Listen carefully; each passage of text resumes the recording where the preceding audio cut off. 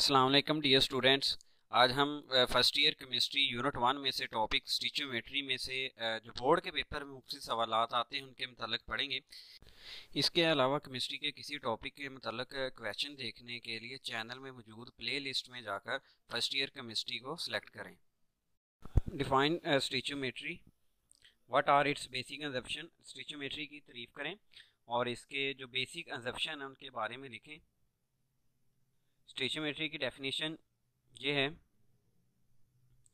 The branch of chemistry, ये chemistry की एक ऐसी शाख है which deals with the study of quantitative relationship, जिसमें हम मकदारी ताल्लुक पढ़ते हैं बिटवीन रिएक्टेंट्स, रिएक्टेंट का, एंड प्रोडक्ट्स, और प्रोडक्ट का, इन अ बैलेंस्ड केमिकल इक्वेशन।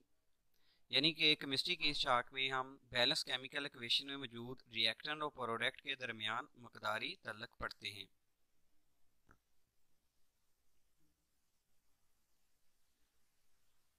इसके जो बेसिक अजम्पशन जो हैं वो ये हैं कि रिएक्शन इरिवर्सिबल होना चाहिए, all the reactants are completely converted into products.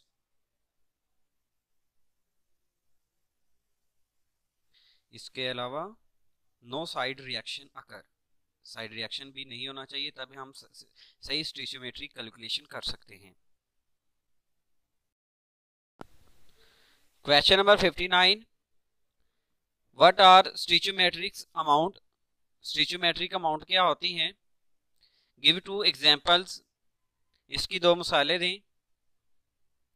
तो इसका आंसर ये है, the amounts of reactants and products in a balanced chemical equation. यानी कि बैलेंस केमिकल इक्वेशन में रिएक्टेंट और जो प्रोडक्ट्स हैं इनकी जो अमाउंट्स होती हैं वो स्टिचोमेट्रिक अमाउंट कहलाती हैं। फॉर एग्जांपल, जो कार्बन और ऑक्सीजन के दरमियान रिएक्शन होकर कार्बन डाइऑक्साइड बनता है, तो इसमें 12 ग्राम कार्बन के, 32 ग्राम ऑक्सीजन के and 44 gram of carbon dioxide के, ये सब स्टिचोमेट्रिक अमाउंट हैं। इसी तरह से दूसरा रिएक्शन, इसमें हाइड्रोजन और ऑक्सीजन के दरमियान रिएक्शन होने के बाद जब वाटर बनता है, तो इस बैलेंस केमिकल इक्वेशन के अकॉर्डिंग 4 ग्राम हाइड्रोजन के, 32 ग्राम ऑक्सीजन के और 36 ग्राम वाटर, ये सब स्टिचोमेट्रिक अमाउंट्स हैं। Question number 60, what do you mean by stoichiometric calculations. Stoichiometric calculation क्या होती हैं। इनका आंसर है, those calculations which are based on stoichiometry. यानी कि जो स्टिचोमेट्री की बुनियाद पे जो कैलकुलेशंस की आती हैं वो स्टिचोमेट्रिक कैलकुलेशंस कहलाती हैं।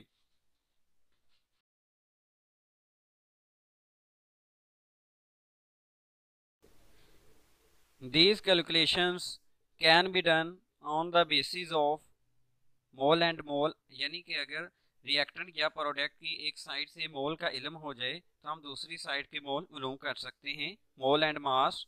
अगर मोल मालूम हो जाए एक साइड से, दूसरी साइड से हम मास मालूम कर सकते हैं, मोल एंड वॉल्यूम। अगर एक साइड का मोल पता चल जाए दूसरी साइड का हम वॉल्यूम मालूम कर सकते हैं। We need a balanced chemical equation in this respect, लेकिन इसकी शर्त यह है कि केमिकल इक्वेशन बैलेंस होनी चाहिए।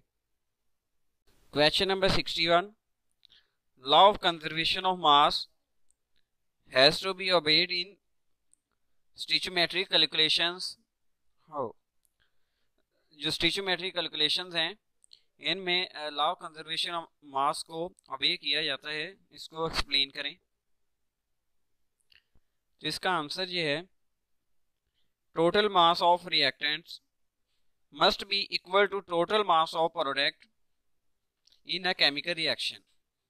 केमिकल रिएक्शन में जो रिएक्टेंट का टोटल मास है वो प्रोडक्ट के टोटल मास के इक्वल होना चाहिए।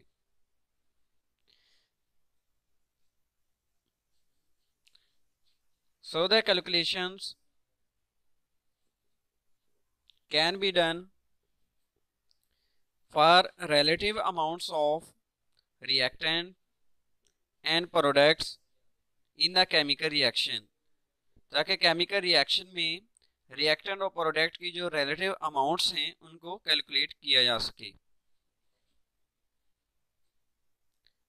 If conservation of mass is not taken into account then stoichiometric calculations can not be done, यानी कि अगर law of conservation of mass को हम ओबे नहीं करेंगे तो हम सही तरह से स्टिचोमेट्रिक कैलकुलेशन नहीं कर सकेंगे।